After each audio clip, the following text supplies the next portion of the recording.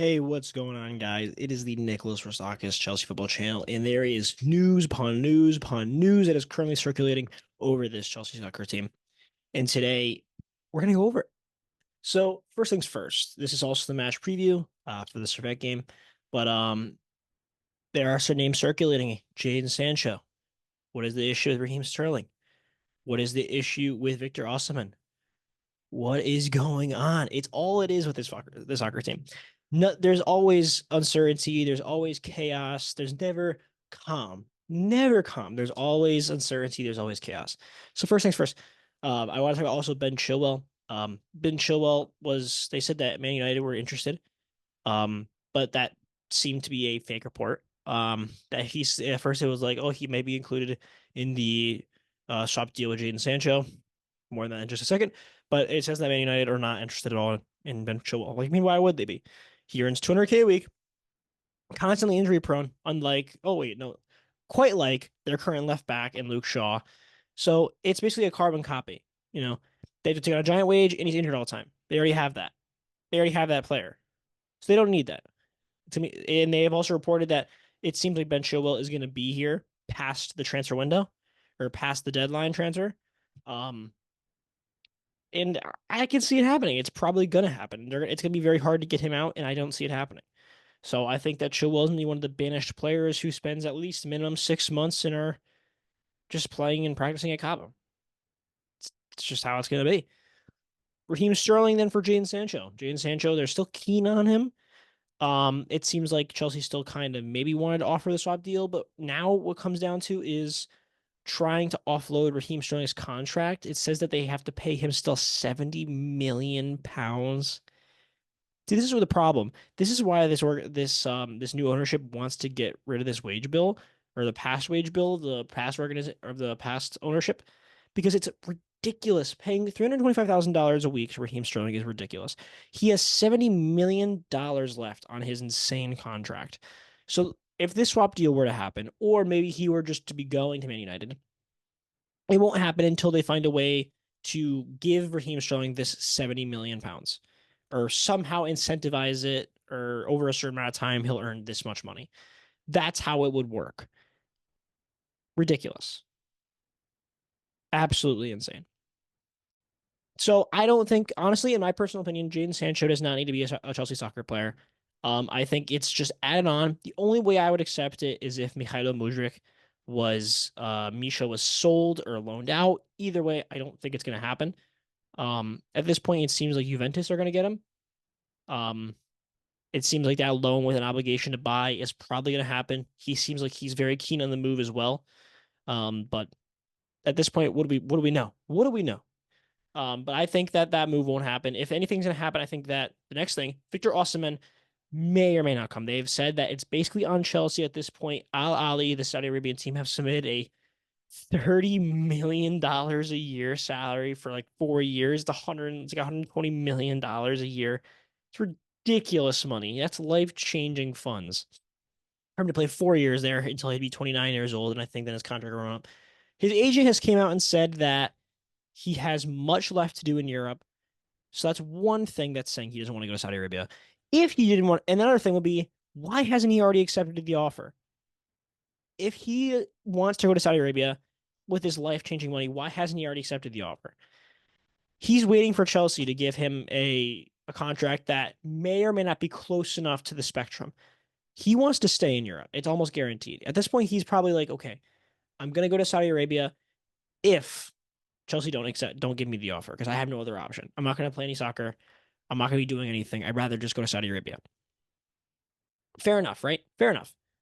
Chelsea don't want to pay the ridiculous wages. I saw something saying it was like 625,000 a week.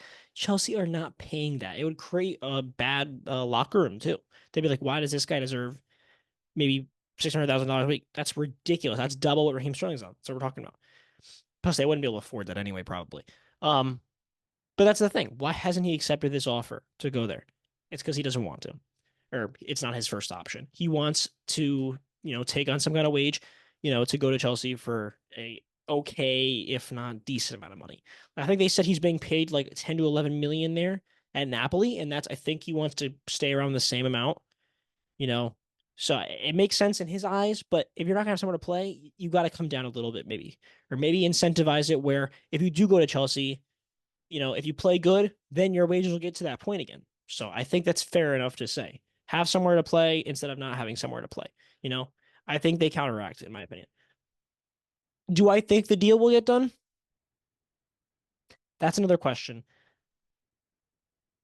I don't think they will. If they do, I've heard, like they said they've wanted to do a loan. He doesn't want a loan.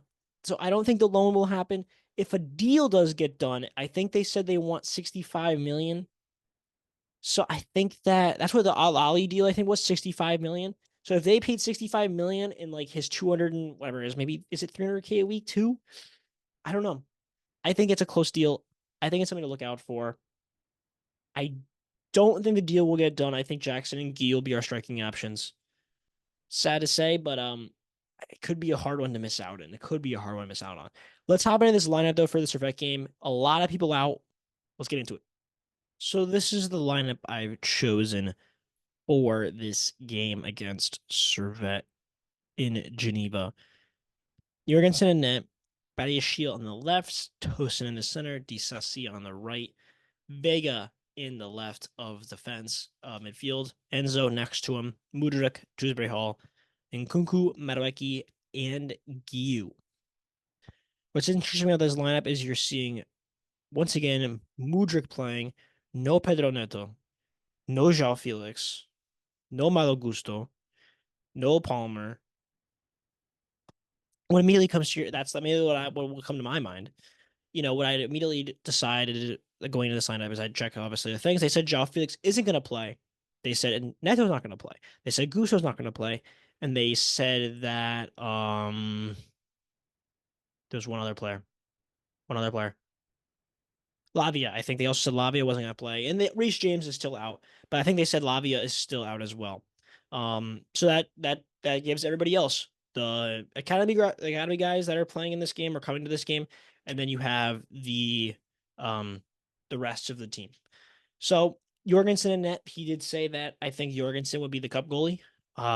So in a way, to me, this is again perfect. Jorgensen gets to prove himself again against Servette. Hopefully, he can do it. Badia Shield, this is basically like you're only getting these cup games at this point for a reason. Um, he's not up to standard. He's nothing like he was when he signed for Chelsea for the 6 month period that he was with Potter. So this is like his last chance in a way. Tosin was amazing in the last game against Servette, so hopefully he could be that commander in the center defense. TCC on the right, because again, Vega, like we're gonna talk about, is inverting into the midfield, so he plays basically the right back as an inverted fullback in a way, and he inverts into the center defense. Vega on the left side of defensive midfield, we saw this in the Servette game.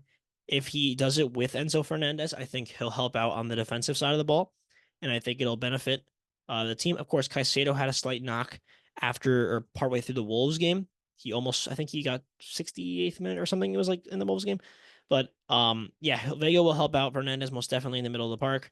They'll be important. Then you'll have the box of Dewsbury Hall and Kunku. I think that and Kunku obviously didn't. He played in the Wolves game, but it wasn't for very long. Of course, he's trying to like slowly build up some of these players, to get them playing time and not try and get them injured again. Of course, Dewsbury Hall, I think, started the game against Servette. Yeah, he did. I'm almost certain started the game against Servette. Obviously, Palmer didn't, and Kunku did. I think this is a game again we're going to see Kunku start. Mudryk did start that game against Servette and as well started the game against Wolves. I could see him start a third one here. If he isn't playing on the left, though, like what other option on the left are we going to have in this one? There's no João Felix. There's no Pedro Neto. And of course, Palmer could play. And Madueke could go play there. The only time you'd see maybe Palmer comes in the midfield with Dewsbury Hall, and you'd see Nkunku out on the left hand side. If he really doesn't want to play Mudryk that bad, then you might see that. But again, you're lacking the winger depth in this game, which is insane to say. But it doesn't look like Neto and Lavia or something, or and João Felix. João Felix isn't registered. He wasn't available for the first registry, so he can't be involved in this game. That's basically why he can't play. But in Jeffrey Hall and Kunku, I think that they just need the playing time. They'll probably start in this one. Madueke on the right. There's a chance it could be Palmer. I'd like to see it be Madueke. It also could be Academy graduates. Tyreek George is in it. I think Harrison McManaman is in. And then Josh Achiampong. Those are three academy guys that I think all got called up for this game. There's a chance we could see them play. There's a good chance we could see Cesare Casade play. Um, there's a chance he'll get loaned out, of course, but I think there's a chance we still could see him play. Um, and then Marguillo up top, I think he's the certified cup player. I don't really see a way he'll play in anything else Premier League wise, or I think it's only going to be Conference League and FA Cup, EFL Cup. I think that's all you could see. So other changes, like I said, to see this lineup, I think that we could see something like this, and Kunku goes on the left, not there. And we could see something like this. Palmer could go through the middle here. We could see this as well. I think that this has a possibility of happening for the reason being that I don't know how much Maresca likes Mudryk anymore. I sure as hell haven't been a fan of his play this so far this season. The end product is just not there. But otherwise, I don't see a reason he changes anything else to do with this lineup. Of course, I'm not the manager. I don't do his job. So I don't know what he'll do in the center of the park. I think we will see Vega play. I think this back line is almost guaranteed unless he decides maybe Colwell. Fofana is not in the conference league either, so it can only be Colwell. Um, but then the center, I think Dewsbury Hall is almost a guarantee. I think Nkunku is almost a guarantee after not playing. Um, I'd love to see Madueke keep up his form. I would love to see him start another game. But again, I'd also love to see the academy graduates play. Or, I'd love to see them get their first game time. Tyreek George, he looked good in that first preseason game, didn't play since. There's a chance that these guys play today or tomorrow, depending on the result. Like if we go 3-0 up, I could see a world where he brings those youth guys in to get their first games.